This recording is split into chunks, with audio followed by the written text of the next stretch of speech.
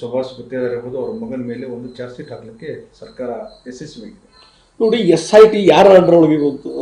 ರಾಜ್ಯ ಸರ್ಕಾರ, ರಾಜ್ಯದ ಮುಖ್ಯಮಂತ್ರಿ ಅವರ ಅಧೀನದಲ್ಲಿ ಕೆಲಸ ಮಾಡ್ತಕ್ಕಂಥ ಒಂದು SIT. ಹೀಗಾಗಿ SIT ಒಂದು ಚಾರ್ಜ್ ಶೀಟ್ ಹಾಕಿದೆ ಅಂತ ಹೇಳಿ ಅದೇ ಫೈನಲ್ ಅಲ್ಲ. DK ಶಿವಕುಮಾರ್ ಸ್ಟೇಟ್ಮೆಂಟ್ ನೋಡಿದೆ ನಾನು.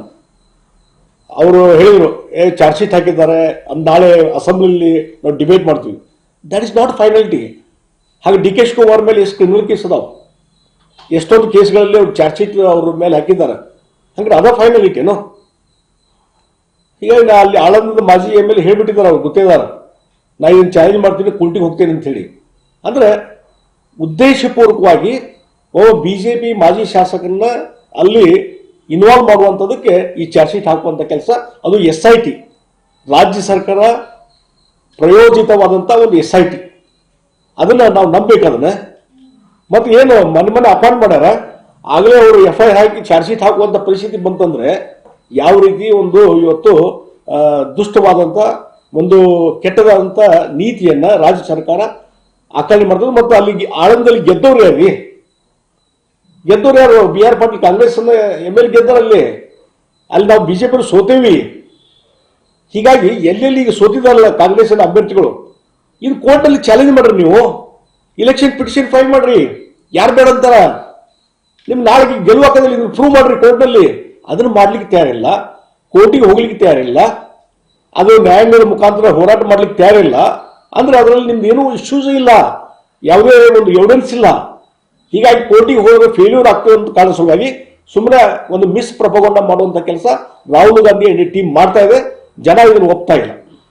ಸರ್, ಈಗ ವೇಣುಗೋಪಾಲ್ ಸುಭಾಷ್ ಗುತ್ತೇದಾರ್ ಇರ್ಬೋದು ಅವರ ಮಗನ ಮೇಲೆ ಒಂದು ಚಾರ್ಜ್ ಶೀಟ್ ಹಾಕಲಿಕ್ಕೆ ಸರ್ಕಾರ ಯಶಸ್ವಿಯಾಗಿದೆ.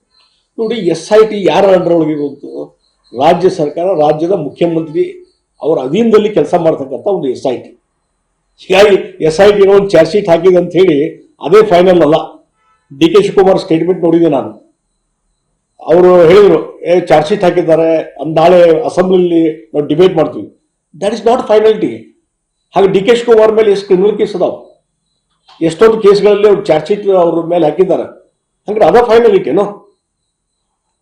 ಹೀಗಾಗಿ ಅಲ್ಲಿ ಆಳಂದದ ಮಾಜಿ MLA ಹೇಳ್ಬಿಟ್ಟಿದ್ದಾರೆ, ಅವ್ರು ಗುತ್ತೇದಾರ, ನಾ ಇದನ್ನು ಚಾಲೆಂಜ್ ಮಾಡ್ತೀನಿ, ಕುಲ್ಟಿಗೆ ಹೋಗ್ತೇನೆ ಅಂತ ಹೇಳಿ. ಅಂದ್ರೆ ಉದ್ದೇಶಪೂರ್ವಕವಾಗಿ BJP ಮಾಜಿ ಶಾಸಕರನ್ನ ಅಲ್ಲಿ ಇನ್ವಾಲ್ವ್ ಮಾಡುವಂಥದಕ್ಕೆ ಈ ಚಾರ್ಜ್ ಶೀಟ್ ಹಾಕುವಂಥ ಕೆಲಸ, ಅದು SIT, ರಾಜ್ಯ ಸರ್ಕಾರ ಪ್ರಯೋಜಿತವಾದಂಥ ಒಂದು SIT. ಅದನ್ನ ನಾವು ನಂಬಬೇಕು. ಅದನ್ನ ಮತ್ತು ಏನು ಮನೆ ಅಪಾಯಿಂಟ್ ಮಾಡ್ಯಾರ, ಆಗಲೇ ಅವರು FIR ಹಾಕಿ ಚಾರ್ಜ್ ಶೀಟ್ ಹಾಕುವಂಥ ಪರಿಸ್ಥಿತಿ ಬಂತಂದ್ರೆ ಯಾವ ರೀತಿ ಒಂದು ಇವತ್ತು ದುಷ್ಟವಾದಂಥ ಒಂದು ಕೆಟ್ಟದಾದಂಥ ನೀತಿಯನ್ನ ರಾಜ್ಯ ಸರ್ಕಾರ ಆಚರಣೆ ಮಾಡ್ತದೆ. ಮತ್ತು ಅಲ್ಲಿ ಆಳಂದಲ್ಲಿ ಗೆದ್ದವ್ರು ಯಾರು? ಗೆದ್ದವ್ರು ಯಾರು? BR Patil Congress MLA ಗೆದ್ದರಲ್ಲಿ. ಅಲ್ಲಿ ನಾವು BJP ಸೋತೇವಿ. ಹೀಗಾಗಿ ಎಲ್ಲೆಲ್ಲಿ ಈಗ ಸೋತಿದಾರಲ್ಲ ಕಾಂಗ್ರೆಸ್ನ ಅಭ್ಯರ್ಥಿಗಳು, ಇದು ಕೋರ್ಟಲ್ಲಿ ಚಾಲೆಂಜ್ ಮಾಡ್ರಿ, ನೀವು ಇಲೆಕ್ಷನ್ ಪಿಟಿಷನ್ ಫೈಲ್ ಮಾಡ್ರಿ. ಯಾರು ಬೇಡ ಅಂತಾರ? ನಿಮ್ ನಾಳೆ ಗೆಲ್ಲುವಾಕದಲ್ಲಿ ಪ್ರೂವ್ ಮಾಡ್ರಿ ಕೋರ್ಟ್ನಲ್ಲಿ. ಅದನ್ನು ಮಾಡ್ಲಿಕ್ಕೆ ತಯಾರಿಲ್ಲ, ಕೋರ್ಟಿಗೆ ಹೋಗ್ಲಿಕ್ಕೆ ತಯಾರಿಲ್ಲ, ಅದು ನ್ಯಾಯಾಂಗದ ಮುಖಾಂತರ ಹೋರಾಟ ಮಾಡ್ಲಿಕ್ಕೆ ತಯಾರಿಲ್ಲ. ಅಂದ್ರೆ ಅದರಲ್ಲಿ ನಿಮ್ದು ಏನೂ ಇಶ್ಯೂಸ್ ಇಲ್ಲ, ಯಾವುದೇ ಒಂದು ಎವಿಡೆನ್ಸ್ ಇಲ್ಲ. ಹೀಗಾಗಿ ಕೋರ್ಟಿಗೆ ಹೋದ್ರೆ ಫೇಲ್ಯೂರ್ ಆಗ್ತದೆ ಅಂತ ಕಾರಣ ಸಲುವಾಗಿ ಸುಮ್ಮನೆ ಒಂದು ಮಿಸ್ ಪ್ರಪಗೊಂಡ ಮಾಡುವಂತ ಕೆಲಸ ರಾಹುಲ್ ಗಾಂಧಿ ಅಂಡ್ ಟೀಮ್ ಮಾಡ್ತಾ ಇದೆ. ಜನ ಇದನ್ನು ಒಪ್ತಾ ಇಲ್ಲ. ಸರ್, ಈಗ ವೇಣುಗೋಪಾಲ್